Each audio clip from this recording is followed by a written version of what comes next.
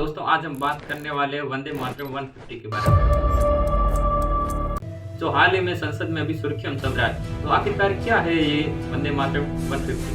तो चलिए जानने की कोशिश करते हैं। वंदे मातरम 150, जिसका अर्थ यह है कि वंदे मातरम जो हमारे भारत देश का राष्ट्रगीत है, उसको पूरे निर्माण हुए 150 वर्ष पूर्ण हो चुके हैं। उसको लेकर अभी जो संसद में विशेष बहस चल रही है।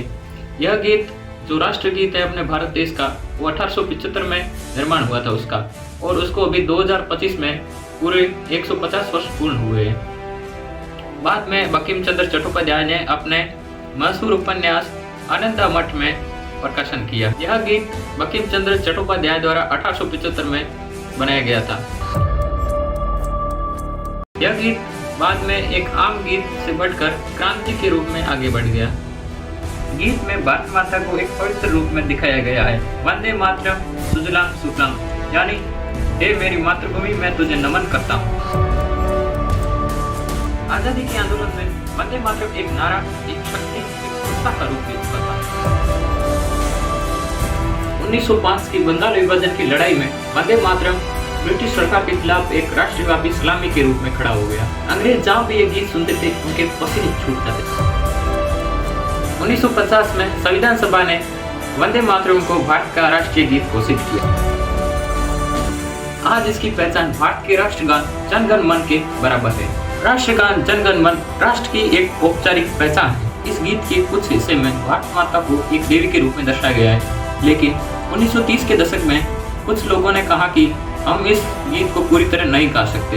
इसके बाद भारतीय राष्ट्रीय कांग्रेस ने 1937 में कुछ छोटे शब्द हटाकर एक छोटा संस्करण प्रस्तुत किया, जो आज गीत के रूप में गाया जाता है। लेकिन यही बात आज की राजनीति में बहस बन गई और सवाल पूछे जाते कि गीत पूरा क्यों नहीं गाया जाता, आखिर किन छंदों को हटाया गया और क्यों?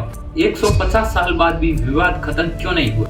यही मुद्दे आज की संसद में भी बार बार उठ रहे हैं। 2025 में वंदे मातरम को पूरे 150 वर्ष पूर्ण हो रहे हैं। इसी मौके पर भारतीय संसद में एक विशेष सत्र का आयोजन किया जा रहा है। संसद में निम्न मुद्दों पर बात हुई, जो मुद्दे मैं अभी आपके सामने प्रस्तुत करना चाह रहा हूँ। इसमें गीत का इतिहास, आजादी के आंदोलन में इसकी भूमिका, किसने किस छंदों पर आपत्ति जताई, क्या संसद को पूरा गीत स्वीकार करना चाहिए, क्या युवाओं को असली इतिहास बताया जा रहा है, क्या इस गीत को शिक्षा कार्यक्रमों और सरकारी महत्व में और भी क्या महत्व मिलना चाहिए।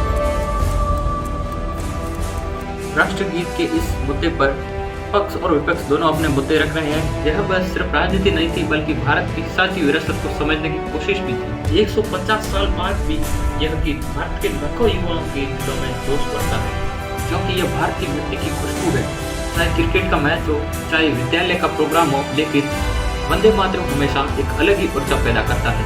वंदे मातरम 150 एक समारोह नहीं, बल्कि हमें यह याद दिलाता कि हमारा इतिहास, हमारा गौरव किन संघर्षों से गुजरा है। सवाल ये नहीं कि विवाद क्या है, सवाल यह है कि वंदे मातरम हमें 150 साल बाद भी क्या ये जोड़ पाएगा। वंदे मातरम आपके लिए क्या मायने रखता है, हमें कमेंट करके जरूर बताइए, और हमारे इस चैनल पर नए हैं तो सब्सक्राइब जरूर कीजिए।